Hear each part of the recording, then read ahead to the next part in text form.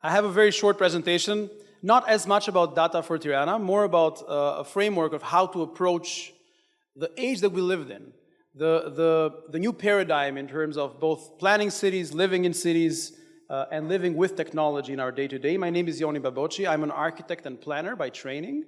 I have worked for a decade in the public sector here in Albania, and for the last 5 years, I work in consulting in cities similar to Tirana, trying to share some of the experiences from here, as well as I own a company which deals with geospatial data analytics targeted mostly to cities.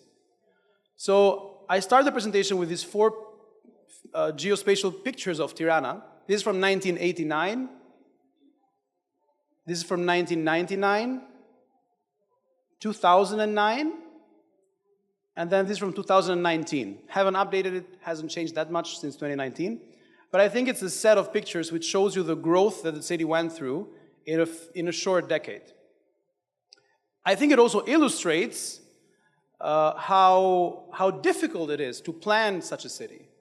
When you have such growth, it's very difficult for planners and for people who work in cities to plan it. I mean, it's just out of the range of the possibilities that I think the typical way of thinking about planning works and has worked. Cities, as you know, are sort of, I think, are the problem as well as the solution to the future. So they consume most resources. They, at the same time, they have the biggest opportunity in terms of approaching the challenges that are coming and they're going to face us in the next 50 years. And in this way, the way that we plan and we think about cities is, I think, crucial. Not just for cities, not just for a single city, but for the future of humanity.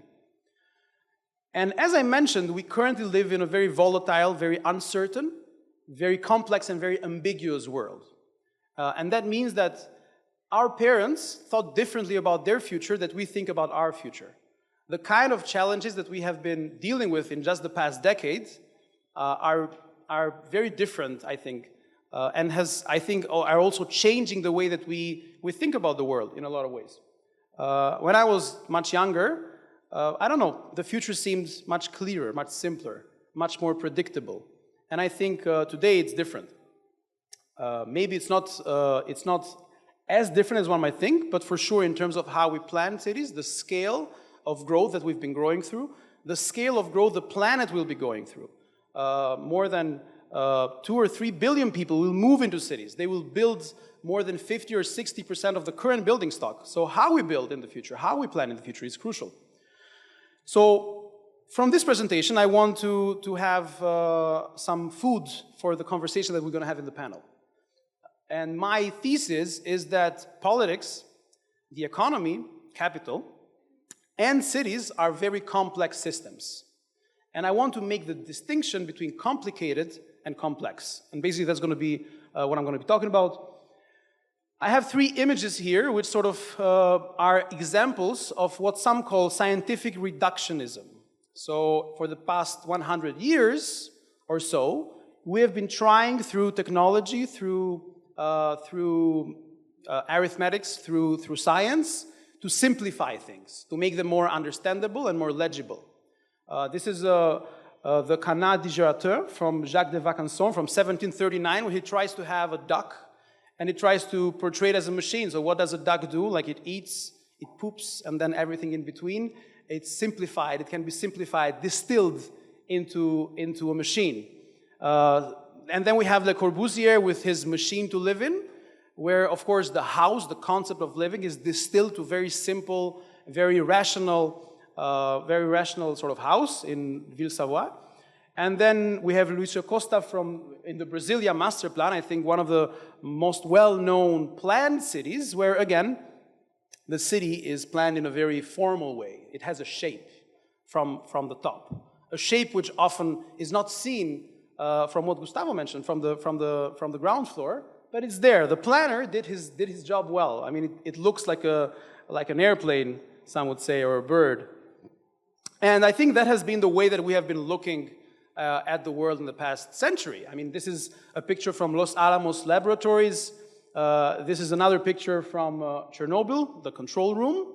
And there's 3 humans who are sort of having all of these indicators, all of this data available to them. They can push some buttons. and they can make the world run. We know the outcome of this specific example, and as well as a lot of other examples that we have seen. And then going into planning, you know, this idea of the planner looking down, this is from the Chicago exhibition, I think from the beginning of the past century, looking at the city from the top down, as it's well known, like looking at these shapes and then trying to figure out what happens at the bottom. I think these are, a lot of them are fairly unsuccessful, and we might even call them failed models now, in this new age that we live in. And again, trying to intermingle it a bit with the local experiences, this is the square of Tirana, Skanderbeg Square, in 1989. And as you can see, it's a fairly, I would say, chaotic open square, lots of pedestrians. There's 2 buses, if someone can spot them, and there's no cars, because there were just 200 cars in Tirana at the time. And then this is Tirana in 1999.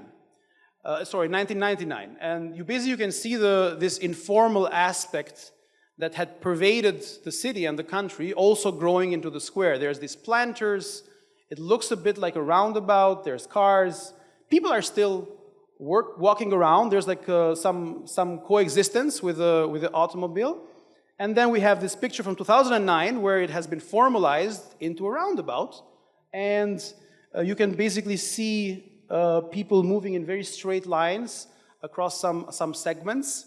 And then one of, I think, the most successful interventions in the city in the past decade has been the square, which has tried to evoke a bit more that concept from 1989. It's more of an ecosystem targeted to people, and it's an intervention which, in my opinion, attempts to look at the future of how cities should grow. Not this sort of very mechanical, very technical, very rational way of how do we move cars through the city, but how do we make them, how do we make people go to the square, which should be, I think, the aim of such a public space.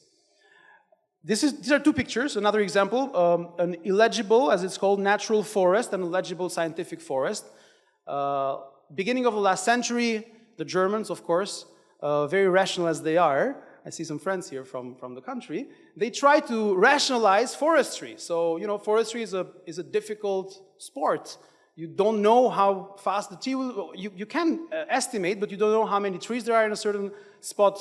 And so they said, okay, let's sort of move away from cutting down forests that are sort of very random in how they have grown, and let's sort of create these very rational, very well predictable forests.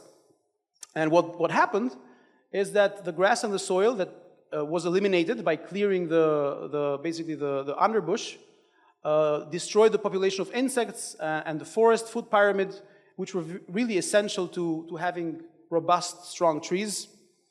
The density and regularity of the grid of the trees made them much more vulnerable to the tree felling that happens during storms, because they would sort of cascade on one another. And then the uniformity of the tree species created a habitat which was very favorable to specialized insects that could multiply to catastrophic proportions because they were specialized in for that exact sort of tree. And I think it also illustrates, again, this approach at trying to simplify and productize things.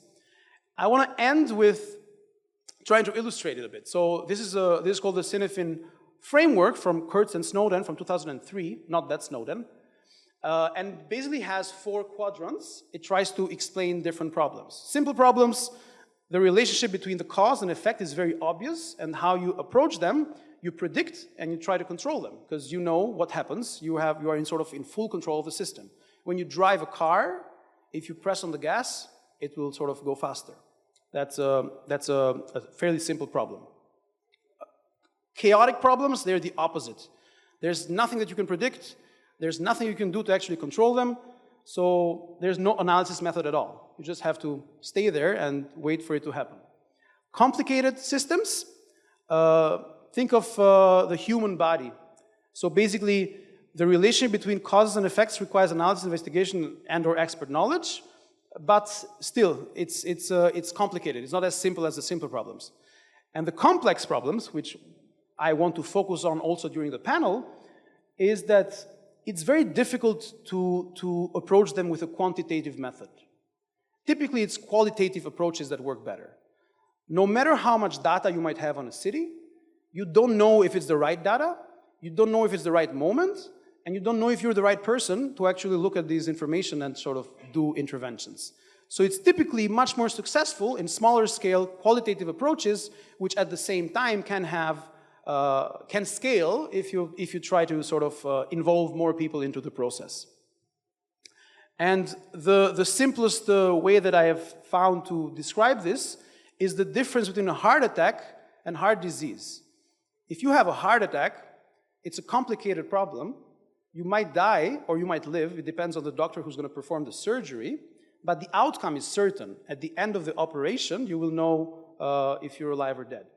And then after you go through that incident, then you are diagnosed with heart disease. That's a complex problem. You can, change your lifestyle. You can stop smoking, stop drinking, eat all the right foods, run a lot, be very active, and you still don't know if that will be enough to actually save you from heart disease. You might still die from it.